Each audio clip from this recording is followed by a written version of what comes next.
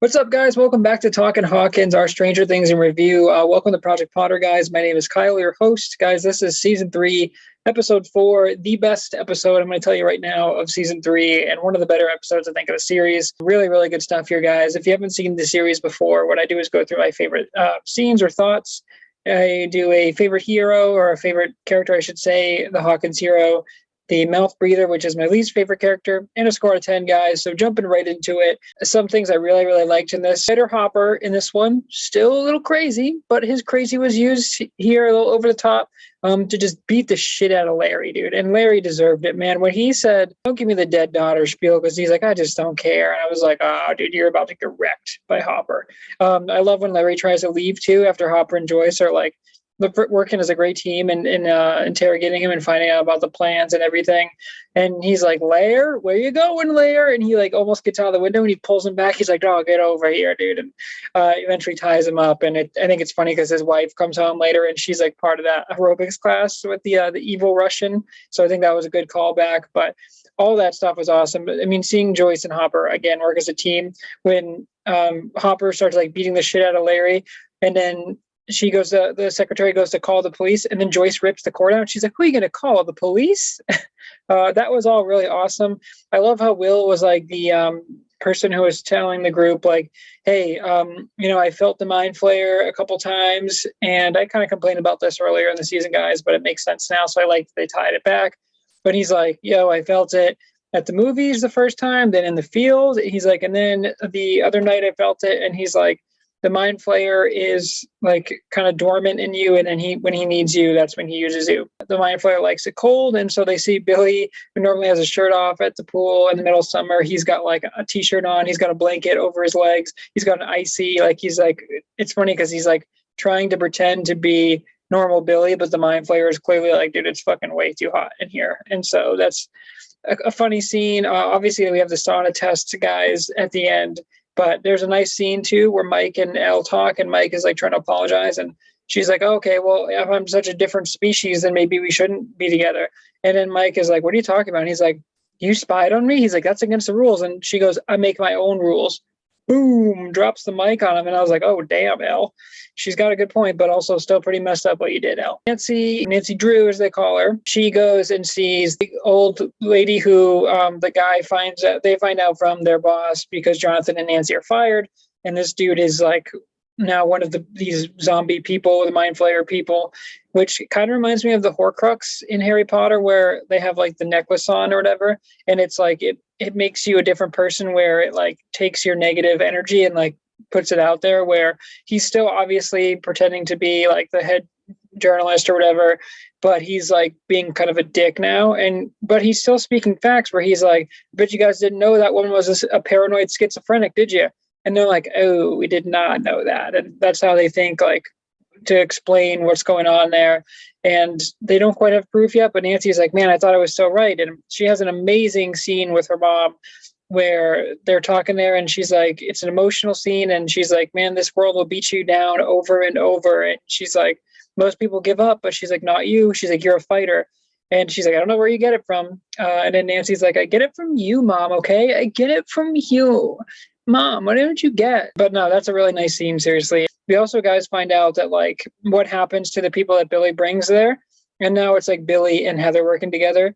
And the opening of the episode starts off with a terrifying sequence of Heather's parents that are brought there to become part of the army. And we find out that this creature throws like its tentacle or it's like whatever on their mouth and just starts sucking from their mouth. It's disgusting. It's like kind of like Cell in Dragon Ball Z, where he like except when he was like sucking the bones or the flesh off of people. Same sort of idea, where I'm like, "Oh, this is just the most unpleasant." And like, what does that feel like when it's just, I don't know. I hate it, but I love how it doesn't affect the personal appearance really, other than like, making your like bags into your eyes and stuff like that. But for the most part, it can like take people over, and then you still can't really tell, except that person is like now really moody and agitated. And it's really interesting. And again, I thought Will's insight to Mind Flayer was really, really cool too. So they get the idea to throw Billy into the sauna. And they're like, "Oh, it can get up to 200 degrees. And they're like, "Look, well, we need to find out either way. If he's not the mind flayer, then, no harm done." But he's like, if he is, then like, we'll know for sure. And so they team back up. We get this amazing shot behind me where, guys, I mean, Billy has been such a great villain, but man, Dacre must have had so much fun with this role because he just gets to be an absolute psychopath, and he's so good at it. And the effects look great. They obviously like lure him in and trap him. And Elle shows up and she like pushes him against the wall and then shuts the door. They turn the heat up and then they like put the chain, the crowbar, and then like the chain in front of the door. And they're like, "There's no way you can get out, right?" And they're like, "No." Lucas is like, "No way." Will's like, "He's activated," which is like, I don't know if I love that line. But Max is standing there. She's like feeling bad for Billy. And then he's saying like, "It wasn't my fault. It wasn't my fault." And he's kind of referring to like his dad's abuse. And it's like, how much does Max know? I'd like to know that. But Max is feeling sympathy, but it's clearly like a kind of a trap. It's Billy being honest, but it's also the mind flayer like playing on the heartstrings. So she gets close and then like he reaches out. Then he's like, "Let me out, you bitch." And he's like hitting the door. And Billy, man, he's such a great monster. It's really awesome. And facial expressions and all the kids too, they're like terrified. And I think everyone does a great job of like looking truly like scared. Like it doesn't seem like they did much acting in this scene. It seems like they were genuinely like, "Oh shit." Like Dacre is fucking scary when he's like that. He's like banging on the door. And at the same time, because the heat is like kind of getting in and we see the shadow like going up and around and it's like almost out of him. Nancy is in the hospital pretending to be the granddaughter, I think, of this woman who also has the mind flare in her. So she's like screaming too and it's almost out and it's like happening simultaneously. And Nancy must be like, "What the fuck is happening right now?" But she's obviously seen stuff. So none of the nurses or anything come in, which I think is really, really strange. This woman is screaming bloody murder. But I mean, suspend your disbelief there. But that was a really, really awesome scene. When Billy gets out, you're like, "Oh shit." And then Elle is like, "Yo, I'm about to turn it up a level." And she uses the force, just fucking takes that weight and throws it at him. And then she's like using both of her hands, all of her power. And it's like the mind flayer recognizes her. And there's a scary scene where Elle like gets tossed or whatever, and then Billy takes her and he just starts choking her. He holds her up, and I was like, "Oh shit, dude!" And the kids are standing there in horror, and then Mike comes in at the last minute, saves her, and he's like, "Go to hell, you son of a bitch!" And he like takes the bat down, and then Billy just one hands it, and they're like, "Oh fuck!" But then that gives Elle enough time to recover and then throw him through the wall. And then I didn't like how the scene ended, where Billy just kind of scampered away. And I was like, don't you think you would have tried to put him back in the sauna to get the mind flayer out like they did with Will? That was the whole plan. It seemed weird because like once he got out there, it's like Elle already put him in there. You think they would have been like, "Elle, hold him in there so we can get it out." But Billy just kind of runs away across the street. And I was like, I wish there could have been a better way to end that. But the episode ends, guys, where we see the Billy talking to Heather and he's like, "She almost killed me." And Heather's like, "She didn't, and she can't kill us." And it's like the big army reveal. And just an awesome episode. Hey guys, my Hawkins hero for this week, it's kind of an anti-hero, dude. It's Billy, Dacre Montgomery. Oh my God, dude, he's so good. He's so good as this villain creature. I mean, the whole fight scene with 11 is sick, like really awesome, very intense, great effects. I thought that was so well done. And I was like really on the edge of my seat, like, "Oh shit, what's going to happen?" And obviously, Elle's not going to die. But you're like, what is going to happen right here? And Mike comes and saves her. But yeah, dude, Billy is so terrifying. And he's just really, really awesome. And I could watch him do like anything on screen. And I can see the appeal. I see why the women are after him. Pre-Mind Flayer, not when he's like freezing up on the stage there. But it's like, is he even lifeguarding, or is he just like kind of showing up for the party? Again, I think it's funny that Will says the Mind Flayer hides in plain sight. It's just like he kind of has to like do the 9-to-5 job, but just not well. And so no one knows he's like a monster. But I think it's really, really interesting. And I think Billy just absolutely crushed it in this one. Okay, guys, the mouth breather for this one, it's got to be Larry Klein, dude. Larry sucks. I mean, he gets his comeuppance here. I love Hopper beating the shit out of him. And it's like, Hopper bends the rules. And there's a great back and forth actually between Hopper and Larry where he's like, "Oh, Larry," he's like, "Oh, does your wife know about that time that you and that woman were going at it like bunnies in the back of your car?" And he's like, "Oh, you want to play this game?" He's like, "Okay, how about those pills you were eating like candy?" He's like, "How about drinking on the job?" He's like, "One phone call and you're done, buddy." And then Hopper's like, okay, he's got a point there. And then that's when he gives him the dead daughter line. And he's like, oh, I'm going to just beat the fuck out of you, dude.